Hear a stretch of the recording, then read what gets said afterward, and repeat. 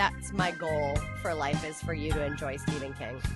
The way that you exposed me to Margot Atwood, I want to be that for you with Stephen King. Books and Brunch with Amber. Hi, welcome to Books and Brunch. I'm Noelle. I'm Amber. This is the 4th installment of our October Spooky Vibe Reads. We're recommending different spooky reads based on categories. So we've done like vampires and witches and grim reapers, spooky houses, different things. This one is going to be on possessions, ghosts, that type of thing. I'm stating that it is okay to put body snatcher-esque body takeovers into this category as well. That's possession. Yeah. It just may not be a disincarnate spirit. It might be some other force. So what you got? John Dies at the End by David Wong. Side note, David Wong used to publish under the name David Wong. He now goes by Jason Pargin. John Dies at the End. They did turn it into a movie that is great, and it's fun, and it's spooky, but it does not do the book justice. The book is phenomenal. It's hilarious. It's terrifying. And at the end of the book, you are left with that question of Theseus's ship, which we've talked about. If a person's soul has been replaced by something else, but they have all of their memories and their same personality traits, is it really them? So mine, we've actually done a full episode before, and it is Leila by Colleen Hoover. So this was actually, I believe, our very first episode that we did. It was our first one that we officially put out into the world. We had an unofficial first episode that no one will ever hear. Which, funny enough, is about possession. Oh my God, it was My Best Friend's Exorcist by Grady Hendrix. That book was fun. I watched, they did like a movie or a limited series. Terrible. Not atrocious. Not good. Not good.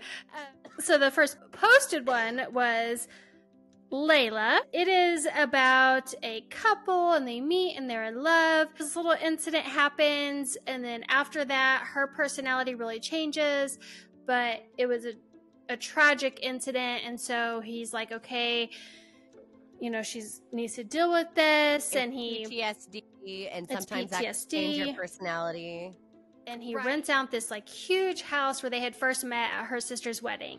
Upon staying there are things with the girlfriend that happen, and he discovers things, and there's some weird things, and I don't want to like give any spoilers because this is one of those that that's what it's all about, is learning what's going on. It's one of those where you're trying to figure out what's going on, and the way that she writes, very, very seamlessly, it flows, and you can just keep reading and don't realize how long you've been reading. I love this idea of, do you fall in love with a ghost?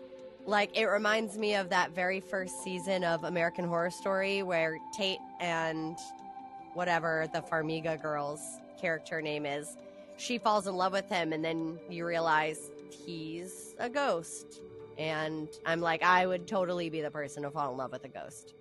So you have another book recommendation? Yes. Sarah Waters' book, The Little Stranger, it takes place in post-World War II, London. It's in this old house that's kind of in disrepair. It has all the Gothic themes, but there's clearly an inhabitant, an incorporeal inhabitant in this house that is affecting people's moods, changing their personalities.